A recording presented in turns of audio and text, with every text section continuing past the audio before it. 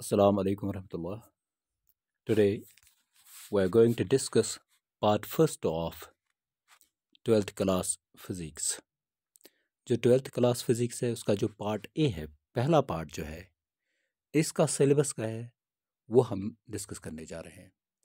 ये पूरा part that's based upon one subject called electricity, और इलेक्ट्रिसिटी रिवॉल्व करता है round one thing that's called है चार्ज।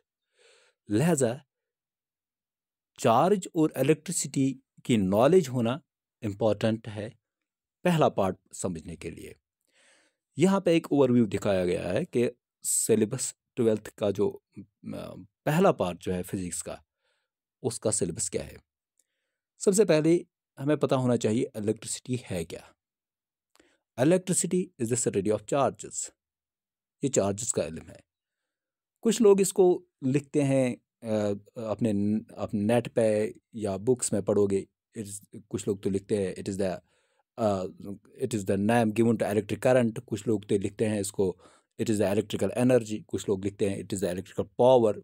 लेकिन ये सब चीज़ें तो इलेक्ट्रिसिटी में है, लेकिन इलेक्ट्रिसिटी खाली इलेक्ट्रिकल एनर्जी नहीं है, ये खाली इलेक्ट्रिकल करंट नहीं है, ये खाली इलेक्ट्रिकल पावर नहीं है। सो इलेक्ट्रिसिटी एक जनरल टर्म है which is the study of charges and its related phenomena. उसमें ये सब चीज़ें आएगी, करंट आएगा, इलेक्ट्रिकल एनर्जी आ जाएगी एंड पावर आ जाएगा। So electricity is the study of charges and its related phenomena.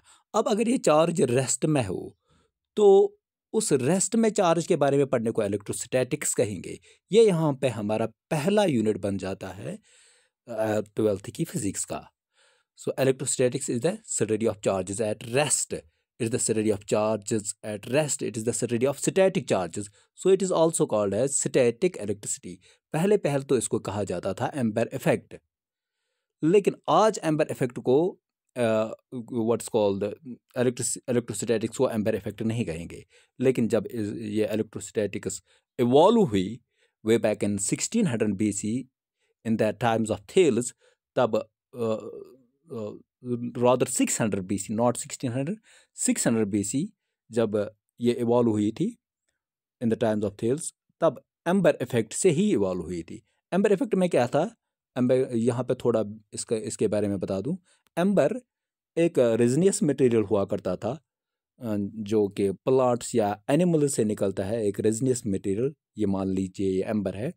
इस एम्बर के साथ अगर फार को रगड़ दिया जाता था, फ्रिक्शन दी जाती थी फार को, तो क्या देखते थे कि बाद में फार और एम्बर आपस में अट्रैक्ट करते थे, ये आपस में अट्रैक्ट करते थे। सो इस इफेक्ट को एम्बर इफेक्ट कहा जाता है। अब क्या कहते हैं इसको, इलेक्ट्रोस्टैटिक्स जो है वो हमने जान लिया, that is the study of charge at rest. अब अगर चार्ज मोशन में हो, अगर चार्ज मोशन में हो तो उसको इलेक्ट्रोडायनेमिक्स कहते हैं। सो इस तरह इलेक्ट्रिसिटी के हमने दो ब्रांचेस बना दिए, one is electrostatics, the next is electrodynamics. Electrostatics is the study of charges at rest and electrodynamics is the study of charges in motion. अब ये जो इलेक्ट्रोडायनेमिक्स है इसके पार्ट्स निकलते हैं। जब चार्ज में मोशन में आ गया तो चार्ज जो ही मोशन में आ गया तो करंट प्रोड्यूस होगी। So what is current? Current is the flow of charges per unit time. ये करंट जो है, करंट इलेक्ट्रिसिटी, ये हमारा यहाँ पे सेकंड यूनिट है। करंट, इलेक्ट्रिक करंट हमारा यहाँ पे सेकंड यूनिट है। What is electric current? Electric current is the flow of charges per unit time, यानी कि चार्ज जितना तेज दौड़े, जितना फास्ट मूव करे, उतनी ही ज़्यादा इलेक्ट्रिक करंट प्रोड्यूस होती है। So electric current is the flow of charges in a conductor per unit time. उसके बाद जब करंट चले किसी वायर में, तो वहाँ पे एक और दो चीज़ें हो सकती है। या तो वहाँ पे हीट प्रोड्यूस होगी, that's called as heating effect of current, यहाँ तो वहाँ पे मैग्नेटिज्म प्रोड्यूस होगा, that's called as magnetic effect of current. Heating effect of current तो पहले 12th के सिलेबस में हुआ करता था, अब नहीं। लेकिन मैग्नेटिक इफेक्ट ऑफ करंट यानी कि करंट के चलने से मैग्नेटिक फील्ड प्रोड्यूस होता है। जिस चीज़ में, जिस कंडक्टर में करंट चले वो मैग्नेट बन जाता है इनफैक्ट। तो इस इफेक्ट को कहते हैं मैग्नेटिक इफेक्ट ऑफ करंट। ये यहाँ पे हमारा थर्ड यूनिट है। और आपको पता होगा 10th में आप लोगों ने पढ़ा है कि मैग्नेटिक इफेक्ट ऑफ करंट जो है ये पहले डिस्कवर किया था ओरस्टेड ने इन 1822। सो उसके बाद जो हमारा फोर्थ यूनिट है that is electromagnetic induction, EMI, electromagnetic induction. ये इलेक्ट्रोमैग्नेटिक इंडक्शन को समझने के लिए हमने कुछ चीज़ें समझनी है। एक ये कि एक मैग्नेट के गिर्द क्या होता है, एक मैग्नेट के गिर्द इसके आसपास मैग्नेटिक फील्ड होता है। वो मैग्नेटिक फील्ड तो वैसे विजिबल नहीं होता है, लिहाजा अगर यहाँ पे जैसे कि डायग्राम में हमने बनाया हुआ है मैग्नेट, तो हमने मैग्नेटिक फील्ड को दिखाया है by means of some lines. ये लाइन्स तो हकीकत में नहीं होती हैं, these are imaginary lines and these imaginary lines are called as magnetic field lines या मैग्नेटिक लाइन्स ऑफ फोर्स। अब ये मैग्नेटिक फील्ड लाइन्स मैग्नेट में से निकलकर किसी सरफेस में ये कितनी पास होती हैं उसको कहते हैं मैग्नेटिक फ्लक्स। उसको कहते हैं मैग्नेटिक फ्लक्स, उसको मैग्नेटिक फ्लक्स कहेंगे। What is magnetic flux? Number of magnetic field lines passing through a surface. So magnetic flux इसको कहते हैं। अब मैग्नेटिक फ्लक्स से क्या काम है, इसका क्या काम है हमारे फोर्थ यूनिट में? जो ही किसी कॉइल में, जैसे कि यह एक्सपेरिमेंट डिमॉन्स्ट्रेट करता है, जो ही किसी कॉइल में number of magnetic field line change होंगी, ये यहाँ पे कॉइल है, ये यहाँ पे कॉइल है, जो ही किसी कॉइल में मैग्नेटिक फील्ड लाइन्स चेंज होंगी तो क्या होगा, तो वहाँ पे करंट प्रोड्यूस होती है। यहाँ पे करंट डिटेक्टर बनाया गया है कि इसमें जो ये नीडल है वो हिल जाती है। अगर इस कॉइल में से मैग्नेटिक फ्लक्स को चेंज करें समहाउ, यानी कि magnetic field lines, number of magnetic field lines को चेंज करें, तो यहाँ पे करंट इंड्यूस होती है, करंट प्रोड्यूस होती है, जिस करंट को हम इंड्यूस्ड करंट कहते हैं। सवाल है कि मैग्नेटिक फ्लक्स को चेंज कैसे करें? बस सीधी सी बात है, जो ये मैग्नेट है, मैग्नेट को मोशन दे दो, इसको थोड़ा हिलाओ कॉइल के सामने या कॉइल को ही हिलाओ मैग्नेट के सामने, तो magnetic field, number of magnetic field lines वो भी अगर 500 पास होती थी अब 400 ही होंगी, फिर 300 ही, फिर 200 ही एंड सो ऑन। ये तो चेंज होता जाएगा।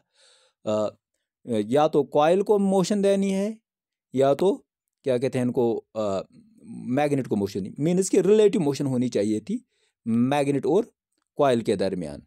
जो ही रिलेटिव मोशन होगी मैग्नेट और कॉइल के दरमियान, तो वहाँ पे मैग्नेटिक फ्लक्स चेंज होगा और करंट प्रोड्यूस होगी। ना कोई बैटरी आपको लगानी है, ना आपको AC मैन सप्लाई देना है इसमें, सीधे क्या करना है कि रिलेटिव मोशन देनी है कॉइल और मैग्नेट को।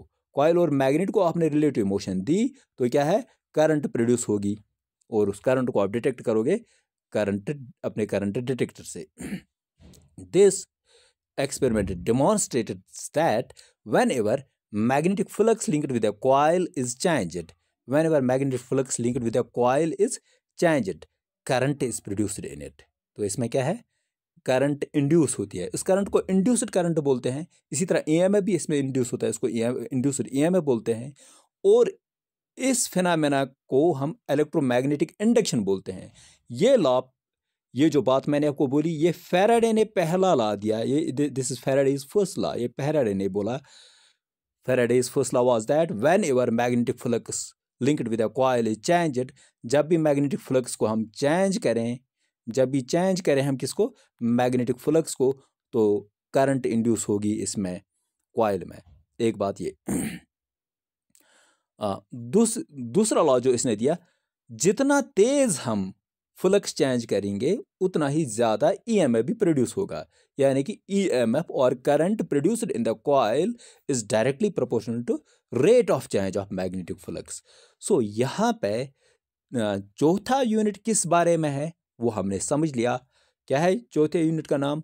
Electromagnetic induction. Electromagnetic induction EMI। Electromagnetic induction एक फिनोमेना है, which phenomena, that whenever magnetic flux linked with a coil changes, whenever magnetic flux linked with a coil changes, current is induced in it। उसके बाद हमारा जो fifth unit है,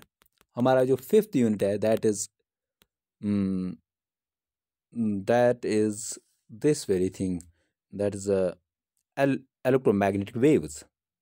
electromagnetic wave है क्या?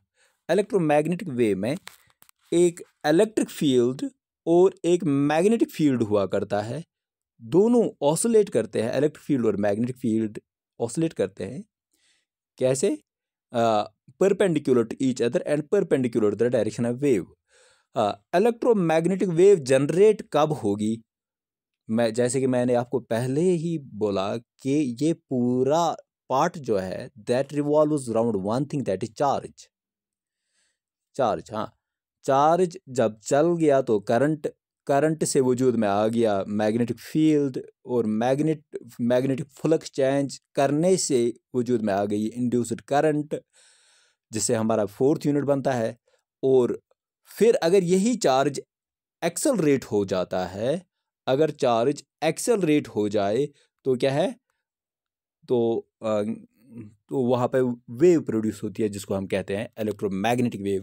ये इलेक्ट्रोमैग्नेटिक वेव्स हमने last unit में यूनिट 5 में पढ़ना है इस सिलेबस में।